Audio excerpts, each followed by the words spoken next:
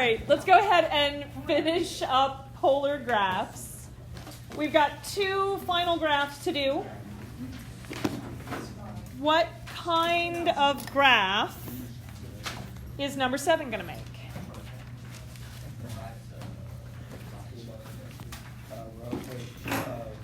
This is a rose.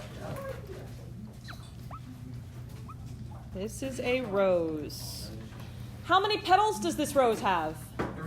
3. Right here.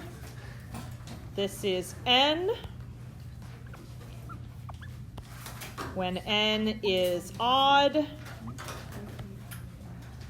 we have N petals. What is it when N is even? 2N. So we have 3 petals here. I know they didn't ask for it, but I'm going to ask for it.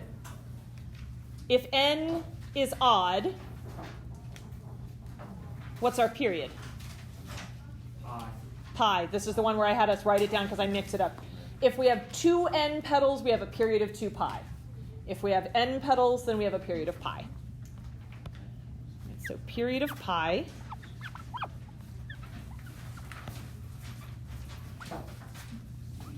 It is so humid in here that my pen is squeaking against the iPad. That's awesome. All right. What is the max value for this function? Or sorry, not function, this expression.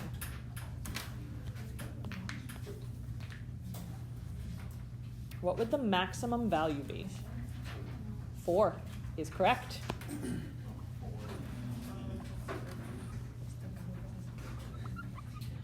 Because what's the biggest cosine ever gets? 1. And I'm taking cosine of something, and then I'm multiplying it by 4. So the biggest it could ever get is 4.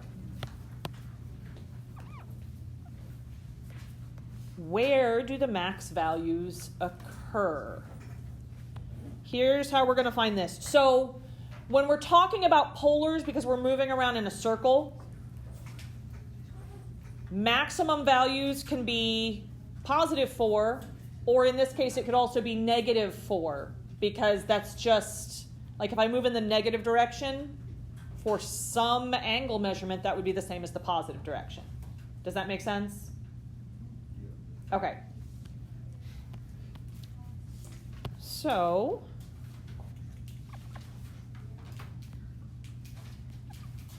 we want to figure out where the cosine of x is positive or negative 1. Where is cosine positive 1? 0 and 2 pi. So cosine of x equals 1 when x equals 0, which is the same thing as 2 pi. Cosine of x equals negative 1, where? At pi.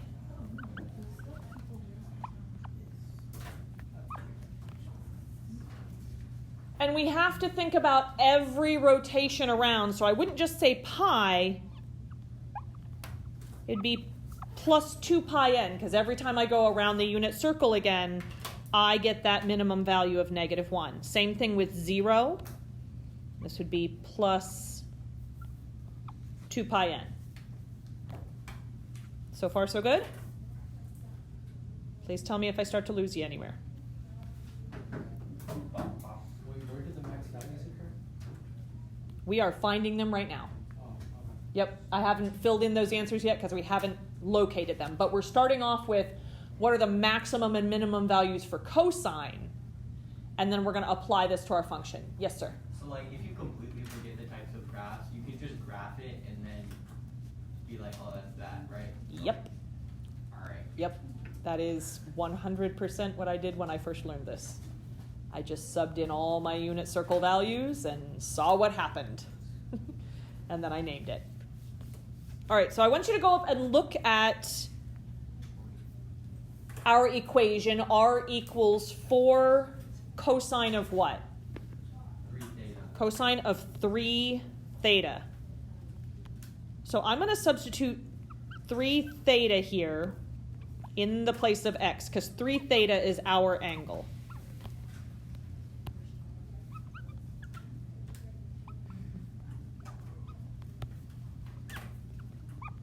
What do I need to do to these to get theta all by itself? Divide by 3. We're going to divide every single piece by 3.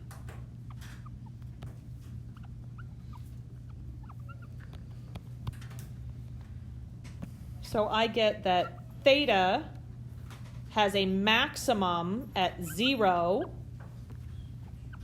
plus 2 pi over 3n.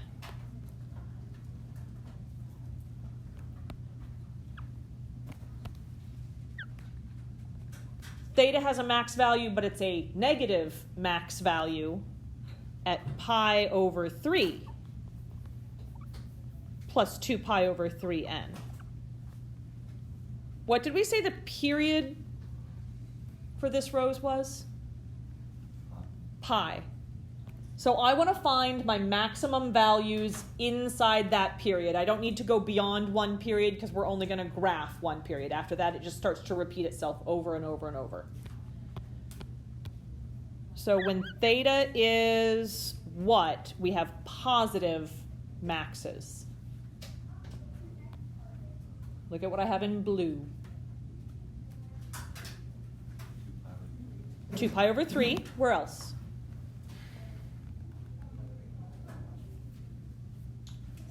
Zero. At 0 and at 2 pi over 3. Where is it going to have a negative max? At pi over 3. Should I have another one there?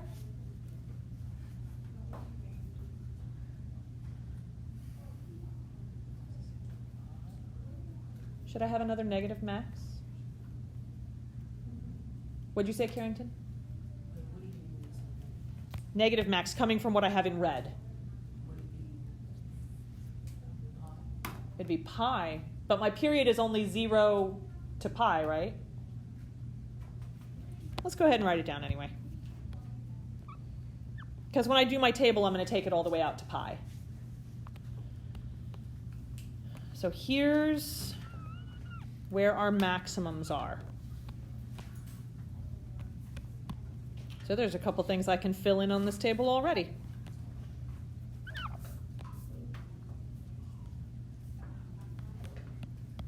I know when theta is 0,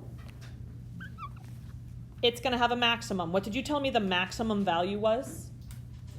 4. We've got pi over 6, pi over 4, pi over 3, pi over 2,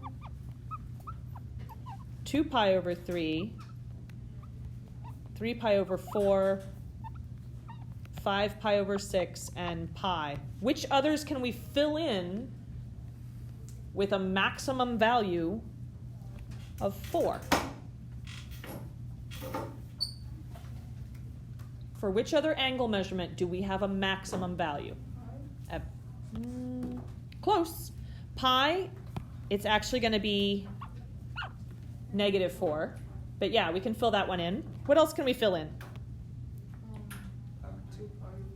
Yep. Pi over 3 is going to be another -4. And 2 pi over 3 is a +4. So we're not even going to have to go in and calculate those. We know that those are our maximums. Let's find where our zeros are.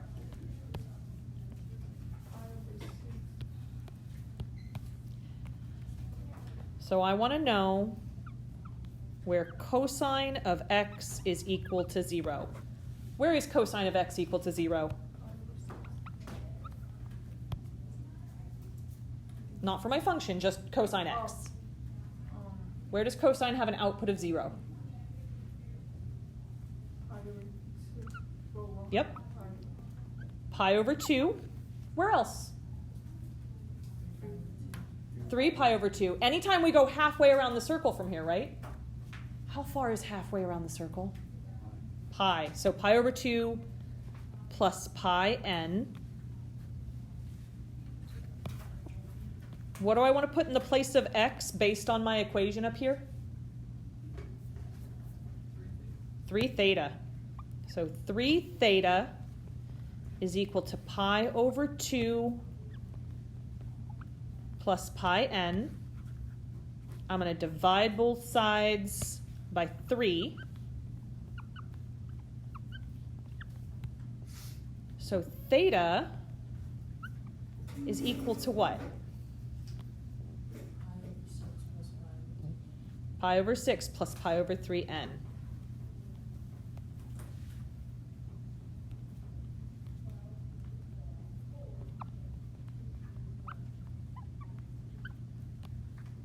All right, so let's name everywhere that theta is going to have an output of 0. Tell me one of them. Pi over 6. So I can fill that in on the table. Pi over 6, we have an output of 0. Where else? Pi over what? 2. Pi over 2. Because that's what happens when we add pi over 3. Pi over 3 is the same thing as 2 pi over 6. 1 pi over 6 plus 2 pi over 6 gives me 3 pi over 6, which reduces down. Is there anywhere else that we are going to have a 0? 5 pi over 6. I'm going to scoot this down just a little bit. So here are all the places that we have zeros. Meaning we only have to calculate how many values? 2. Yes, ma'am. We have to do all the process when we just get to the graph, like, and after we just find it, or we need to do that all the process that you're doing now. I mean, what we're doing now, it's really no different than if we're taking them and substituting them in. But if I know where my maximum values are, those are going to be the ends of the petals for my rows. And if I know where the zeros are, I know where it's going to come back in. So I can graph it much faster if I know these pieces. Okay? All right. Let's calculate the 2 missing values here. We need to substitute in pi over 4, so I have r equals 4 cosine of 3 times pi over 4. What's cosine of 3 pi over 4? Radical 2 Radical 2 over 2. over 2.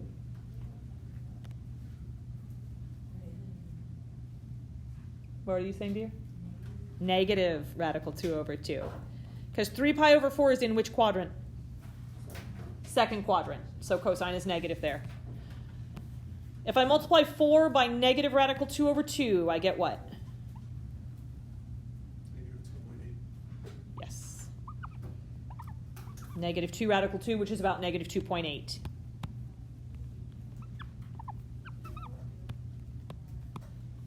All right. Let's do the same kind of thing with 3 pi over 4. R equals 4 cosine of 3 times 3 pi over 4.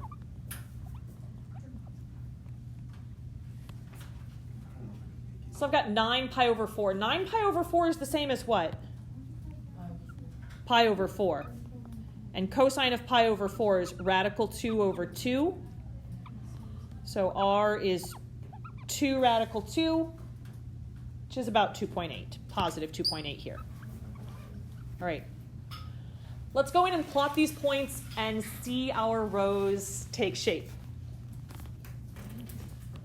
0 radians, my R value is 4, so I'm out here. At pi over 6, my R value is 0. That brought it in here. So that means, because I start at 0 and I move to pi over 6, it's going to come in like this. At pi over 4, I have an R value of negative 2.8, so right about here.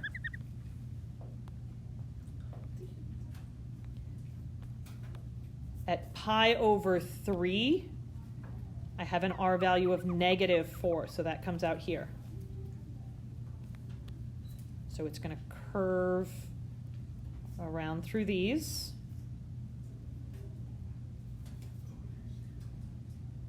At pi over 2, it goes back to 0.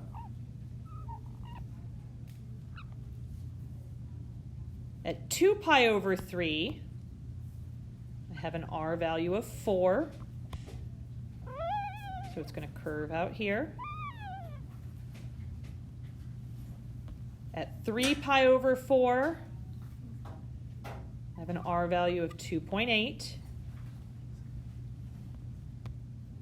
At 5 pi over 6, it goes back to 0.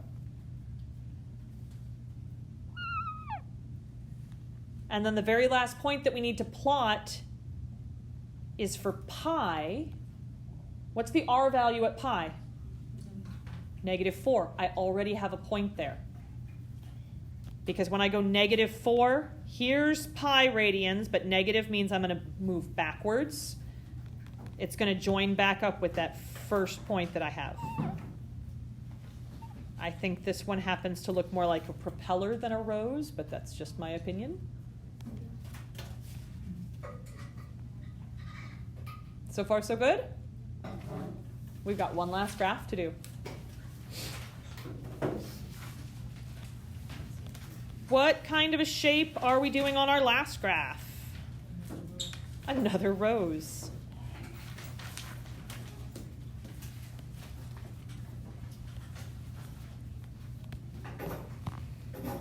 How many petals does this rose have? 4. N is even.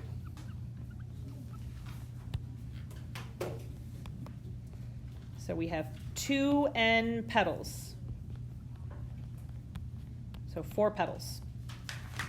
What's the period when we have an even number of petals? 2 pi. So I already know that means I need to take my table out to 2 pi.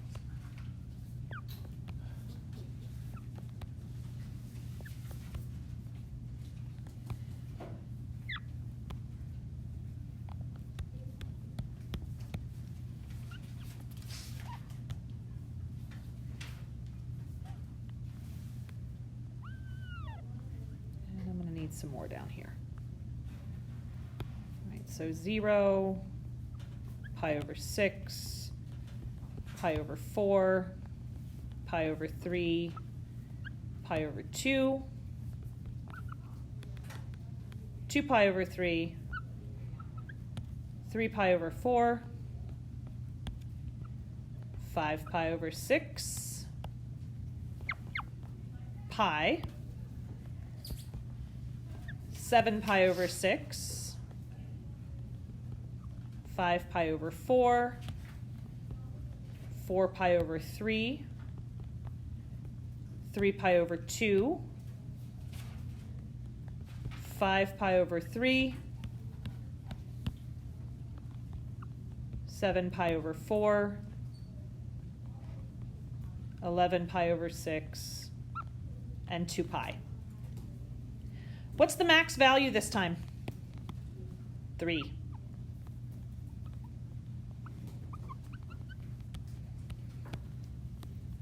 I want to know where that's going to occur. So we know this occurs where cosine has its maximum and minimum, plus and minus 1. Where did you tell me before cosine of x is equal to positive 1?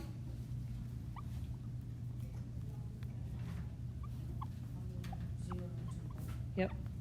0 plus 2 pi n. And cosine of x is equal to -1 when? At pi plus 2 pi n.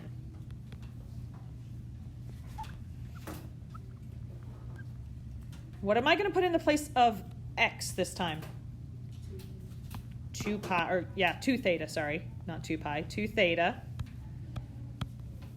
So 2 theta is equal to 0 plus 2 pi n. 2 theta is equal to pi plus 2 pi n. I'm going to divide both of these by 2. And again, this is telling me where my max values are going to occur. The ones that come from the red side will be negative maxes. The ones that come from the blue side will be positive maxes. So 0 plus pi n. Theta equals pi over 2 plus pi n.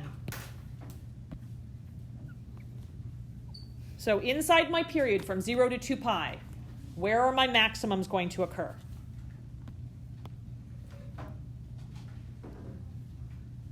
Give me one place that you know a maximum will occur.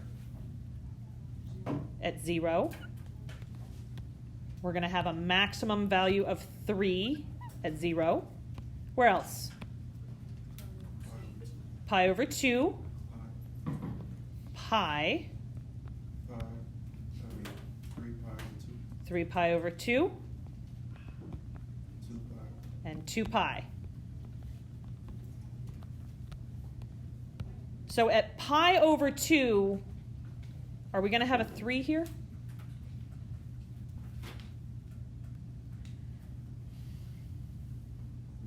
Negative 3. Where are we going to have those negative maximums other than pi over 2? 3 pi over 2. Where else am I going to have positive maximums? Pi. Pi and 2 pi. Wait, why do you know it's negative? Right here. Cosine x is negative 1. Oh. When x is pi plus 2 pi n. We replace that here, so I got pi over 2 plus 2 pi n. That's when I get cosine as being negative 1. And then I would take that negative 1 and multiply it by this to get a negative 3. Does that help? Yeah. Okay. So there's my maxes. Let's find our zeros.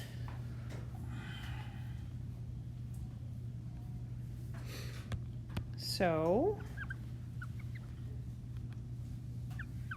cosine of x equals 0 when x is what? Yes, sir. Where did we get the max values from? From right here. So where did you get like pi over 2 from? Pi. We have to take 2 theta. All right, so let me back up. The maximum values for cosine, or where it reaches its extrema, are at positive 1 and negative 1. Highest and lowest it ever goes. Cosine of x is equal to positive 1 at 0, and every time we make a full rotation around the circle after that. We're not doing cosine of x, though. We're doing cosine of 2 theta. So I took 2 theta and I put it in the place of the x, and then I got theta by itself, because we're substituting theta into this equation. So I want to know where these maximums are going to occur with theta as my input. So I divided everybody by 2. That gave me this right here. And you can see this if you substitute in. It really is going to give you these outputs. I'm just trying to save us a little bit of computation time by knowing what we know about the unit circle. Does that make sense? Similarly over here, this is where cosine is negative 1. So that would result in a maximum value, but it's going to give me a negative maximum. So I'm going to have a negative 3 output in those spots. Does that make sense? Okay. And we don't have to go past 2 pi because we just have a period of 2 pi. After that, all these things are going to start to repeat. We would just trace back over our graph again. So far, so good? Okay. Where is x? Not where is x, where is cosine of x 0? Pi over 2 plus pi n, because every time we do a half a rotation, we have the same cosine value of 0. What do I want to put in for x, though, because our equation doesn't have cosine x? Our equation has cosine what? 2 theta. So 2 theta is equal to pi over 2 plus pi n. I'm going to divide everybody by 2. This is going to give me everywhere we have an output of 0 for cosine. What are those values for theta? Pi over 4 plus what? Plus pi over 2n. How much of the circle is pi over 2? A quarter. So it's saying at pi over 4, and then in every quadrant after that. So where are these zeros going to occur at? 3 pi over 4. Yep, pi over 4, 3 pi over 4, 5 pi over 4, 7 pi over 4. and 7 pi over 4. That's everywhere that we have zeros. So on my table, I can go and I can fill those in. At pi over 4, my r value is 0. At 3 pi over 4, my r value is 0. 5 pi over 4, the output is 0. And 7 pi over 4, the output is 0.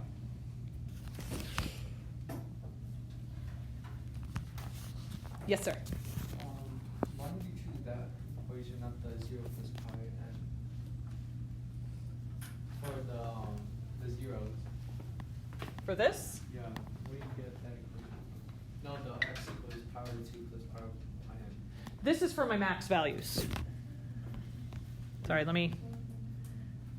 All my work for the zeros is here. That's my work for the zeros. This is my work for the max values. What's the biggest cosine ever gets? Oh, okay. Cosine can only get as big as 1 and as small as Negative one. -1. I was getting confused because I was like, where'd you get the formula after when x equals, but then I realized that's when x equals 0, right? For That's here? the cosine of x equals 0. When cosine of x equals 0 for my zeros, yes. For the max values, I need the extrema of cosine, so maximum and minimum. Yep. All right. Let's fill in these last couple pieces. When I take pi over 6 and I substitute it in the place of theta, that's going to make it 2 pi over 6, right? 2 pi over 6 is the same as what? 1 pi over 3. 1 pi over 3. What's cosine of pi over 3? Square root of, no, yeah, square root of, no, square root of 3 divided by 2, 1/2. Which one is the cosine? Oh, never mind, it's 1/2. 1/2. Cosine of pi over 3 is 1/2. So we're going to take that 1/2 and multiply it by what? 3. What's half of 3? 3 halves, or 1.5.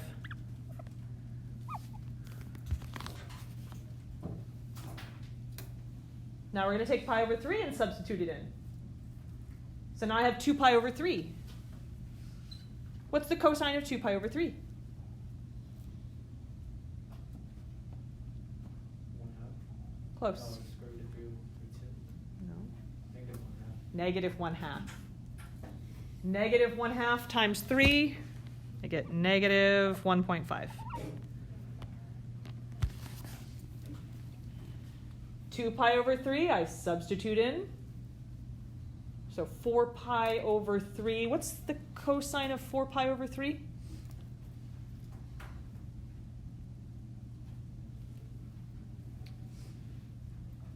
Negative 1/2. Negative 1/2.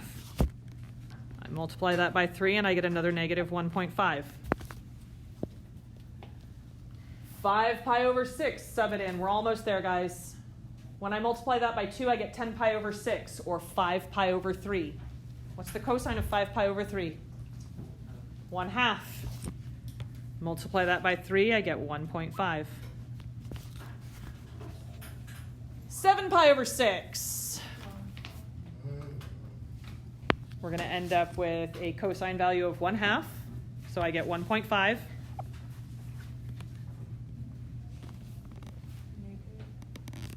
Negative 1.5. Negative 1.5.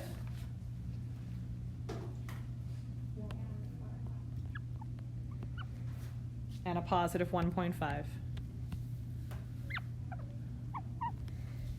Let's go plot our points and do our very last polar graph here.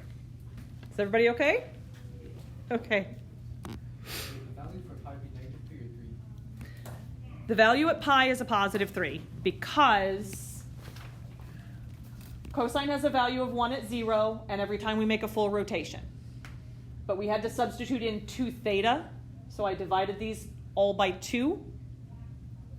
So this cosine of 2 theta, has a maximum everywhere theta is 0 plus pi n. So all of my values for pi, 0, 1 pi, 2 pi, 3 pi, 4 pi, all have positive output values. All right, so my first one goes right here. And then 1.5 right here. And then we come into 0. So the beginning of my first petal looks like this.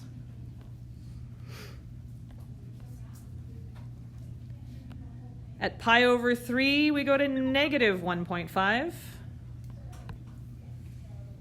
Pi over 2 is negative 3.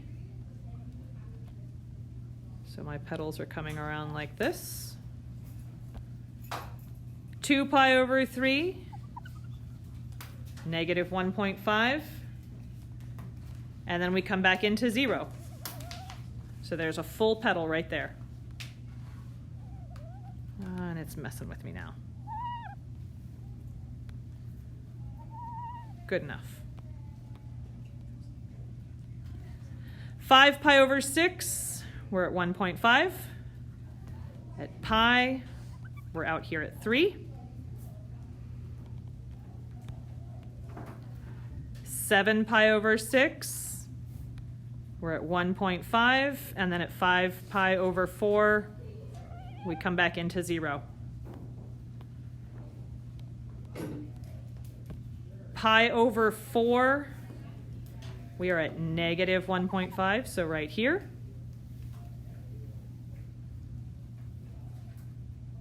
Sorry, 4 pi over 3, that's right here. I was one little mark off. 3 pi over 2, we're at negative 3. So it curves out like this. 5 pi over 3, we're at negative 1.5, and then we curve back into 0. Last point we need to plot is at 11 pi over 6. And our very last point at 2 pi is already there. So we have a 4-petaled rose. So far, so good? Cool. Tomorrow, I will give you the rubric for the project. Project is going to be worth about 1.5 regular quizzes, so it has more weight than a regular quiz. It's going to go into the quiz section. This should be a nice, fun way to boost your grade before the final exam. There are examples of the project on the sides, on the trays for the chalkboards. A very quick overview. You're going to have to pick out 4 of the polar graphs that we've done. That is the minimum requirement. You can do more than 4 if you want to, but 4 different polar graphs. You will write the equation, and then you will put them on these boards with pins and string in different colors so that they pop. You will be working with a partner, so you do not have to do it on your own. And at the very beginning of class tomorrow, after I give you the rubric, I will show you how to use a graphing calculator to very quickly come up with your tables of values. So you can have these tables already. You will be submitting the tables along with your designs. You will have in-class time to work on this. So things that you guys might want to think about is who you want to partner with, possibly what kinds of graphs you want to be looking at. And tomorrow, like I said, I'll give you the rubric. If you choose to do more than 4, you can earn extra above and beyond the 30 points. Ooh, so if we do every graph possible, we get all the points possible. You know, I even saw some where students, this is from other teachers' classes that have done this same project, where they chose to do some polar graphs that we had never done before. You will be getting points for creativity along with your polar graphs in and of themselves. So I want you guys to make something fun and beautiful. Wait, so the more we do, the more points we get? Yes. Is there like a limit?